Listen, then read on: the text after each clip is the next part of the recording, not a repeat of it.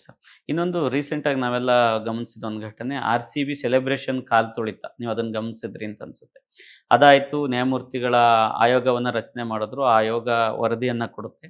ಆ ವರದಿಯಲ್ಲಿ RCB ಅಂದ್ರೆ ಆ ಮ್ಯಾನೇಜ್ಮೆಂಟ್ ಇದೆ, ಪೊಲೀಸರು ತಪ್ಪಿತಸ್ಥರು ಅಂತ ಇದೆ, ಮತ್ತೆ ಈವೆಂಟ್ ಸಂಸ್ಥೆ ತಪ್ಪಿತಸ್ಥರು ಅಥವಾ KSA ಅಧಿಕಾರಿಗಳು ತಪ್ಪಿತಸ್ಥರು ಅಂತ ಇದೆ. ಬಟ್ ಅಲ್ಲೇ ಸುತ್ತಮುತ್ತಲು ನಡೆದಿದ್ದಂತೆ ಚಿನ್ನಸ್ವಾಮಿ ಮತ್ತು ವಿಧಾನಸೌಧದ ಮೆಟ್ಟಿಲುಗಳ ಮೇಲೆ ಒಂದೇ ದಿನ ಕಾರ್ಯಕ್ರಮ ನಡೆಯುತ್ತೆ. ಕೆಲವೇ ಗಂಟೆಗಳ ಅಂತರದಲ್ಲಿ ನಡೆಯುತ್ತೆ.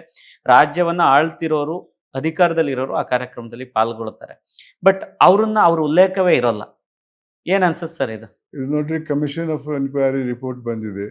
ಅದರಲ್ಲಿ ಇವರ ಹೆಸರು ಹಾಕಿದ್ದಾರೆ. ಅದು ಯಾಕೋ ವಿಧಾನಸೌಧದ ಘಟನೆಯನ್ನು ಅದರಲ್ಲಿ ಪರಿಗಣಿಸಿಲ್ಲ ಅಂತ ಕಾಣಿಸ್ತದೆ.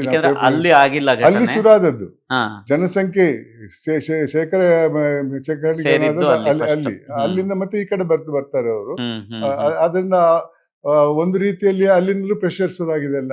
ಅದು ಯಾಕೆ ಅವ್ರ ಹೆಸರು ಬಂದಿಲ್ಲ ಅಂತ ನಂಗೆ ಗೊತ್ತಿಲ್ಲ.